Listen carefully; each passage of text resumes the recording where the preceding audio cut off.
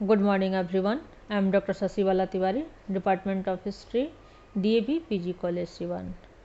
आज हम लोग चोलों की नौसैनिक शक्ति को डिस्कस करेंगे। उनकी नौसैनिक शक्ति कैसी थी इसकी चर्चा करेंगे।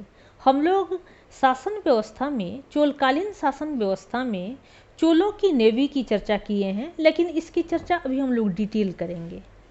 चोल शासन की सबसे बड़ी विशेषता यह थी कि इन लोगों ने सामुद्रिक शक्ति के महत्व को सही ढंग से समझा और उसका पूर्ण रूप से विकास किया। इन लोगों का साम्राज्य समुद्र के किनारे था और इसका व्यापारिक संबंध चीन, जावा, सुमात्रा इत्यादि देशों से था और चोलों का राजनीतिक प्रभाव भी साउथ ईस्ट एशिया पर था। पल्लव और चोलों के समय की यह सबसे बड़ी विशेषता रही कि उस समय सामुद्रिक शक्ति पर विशेष बल दिया गया और उन लोगों ने इसके राजनीतिक, सामुद्रिक और व्यापारिक महत्व को ठीक से समझा।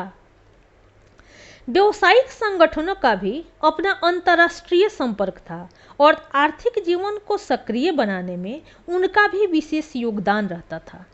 राजनीतिक प्रसार के क्रम में चोलों ने अपने शत्रुओं के सामुद्रिक संगठनों, बंदरगाहों और जहाज़ों को नष्ट किया और उस पर अपना अधिकार किया।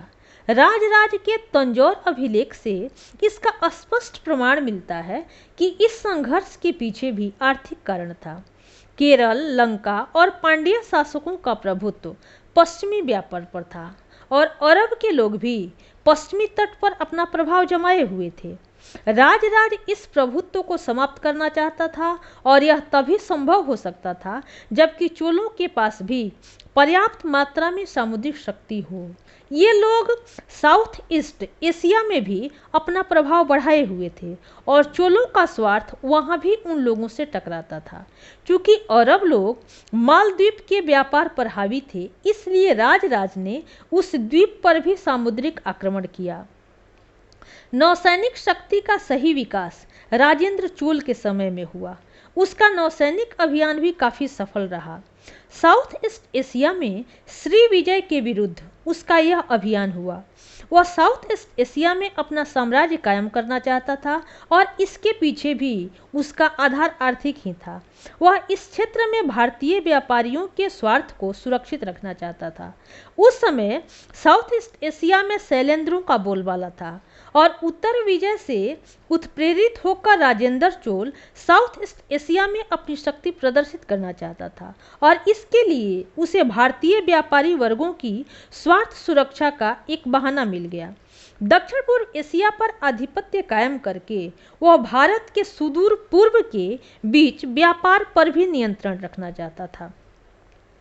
इसी समय चाइना और साउथ इंडिया के बीच भी अच्छा व्यापार चल रहा था और यह भी एक कारण था जिसके चलते राजेंद्र चोल ने अपनी सामुद्रिक शक्ति को दृढ़ करना चाहा। श्री विजय और भारत के बीच चाइना ट्रेड को लेकर भी मतभेद चल रहा था। श्री विजय स्थित भारतीय व्यापारियों को धमकी दी जाती थी और उन्हें तंग किया जाता था। श्री विजय चाहता था कि चाइना ट्रेड का अंतिम पोस्ट श्री विजय रहे, जहां के दलाल चीन से प्राप्त सामान जमा करें और वे ही भारत की ओर वितरण की व्यवस्था अपने एजेंटों द्वारा करें। ऐसा होने से भारतीय व्यापारिक स्वार्थ को झटका लगना स्वाभाविक था। फलस्वरूप भारतीय शासक का हस्तक्षेप आवश्यक हो गया। अंत में दोनों राज्यों के बीच युद्ध हुआ और इस युद्ध में चोलों को सफलता मिली और उन लोगों ने सामरिक महत्व के मुहानों पर कब्जा कर लिया। मेलुका पर चोलों का कब्जा हुआ और दक्षिण भारत तथा दक्षिण पूर्वी एशिया एवं चीन के बीच अब व्यापार को प्रोत्साहन मिला। 1077 ईस्वी में कुलोतुंग ने 72 सौदागरों का एक दूत मंडल चीन भेजा। इसका उद्देश्य चीन में व्यापारिक सुविधाएं प्राप्त करना था। अनुमानतः इस शिष्टमंडल को अपने उद्देश्य में सफलता मिली तथा चीन के साथ चोलों का व्यापारिक संबंध सुदृढ़ हुआ। कुलोतुंग ने भारत एवं चीन के सामुद्रिक मार्ग के बीच में स्थित कंबोज देश के शक्तिशाली खमेर शासक के साथ मैत्रीपूर्ण संबंध भी बनाए। उसने मलय प्रायद्वीप के साथ भी व्यापारिक और मैत्रीपूर्ण संबंध स्थापित किए, जिसके फलस्वरूप दक्षिण पूर्व एशिया और चाइना के साथ चोलों के व्यापार का विस्तार हुआ। कुछ चीनी व्यापारी दक्षिण भारत के तटवर्ती नगरों में अस्थायी रूप से भी बस गए। कैंटन बंदरगाह मुक्त व्यापार का प्रमुख केंद्र बन गया। चाइना से बड़ी मात्रा में चीनी मिट्टी और पीतल के बर्तन तथा रेशम का आयात भारत में होने लगा। अरब देश से घोड़े मंगवाए गए। श्रीलंका पर चोल विजय से भी श्रीलंका और भारत तथा अन्य दक्षिण पूर्व एशियाई देशों से व्यापारिक संबंध बढ़ा।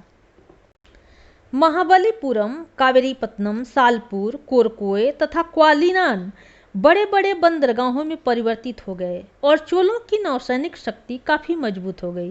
व्यापार का नियंत्रण सौदागरों के गिल्ड के हाथ में था। इसका कारण यह था कि उन्हें राजनीति में कोई दिलचस्पी नहीं थी, अतः शासकों को अपने अधिकार पर किसी प्रकार का खतरा महसूस नहीं होता था। सौदागर लोग अपनी सुरक्षा के लिए राजा से ही सैनिक और नौसैनिक सहायता की अपेक्षा रखते थे।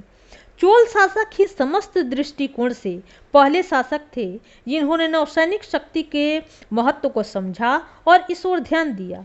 उन्होंने बंगाल की खाड़ी, मलय प्रायद्वीप, अंडमान निकोबार, लंका, सुमात्रा आदि क्षेत्रों को जीतकर अपने अधीन किया और इस प्रकार अपने साम्राज्य का भी विस्तार किया।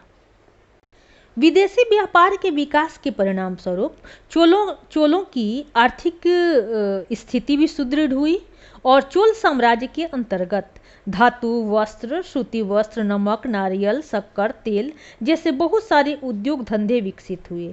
भारत से मेडिसिन, मसाला, कच्चा माल के अतिरिक्त अनेक उत्पादित वस्तुओं का निर्यात विदेशों को भी किया गया।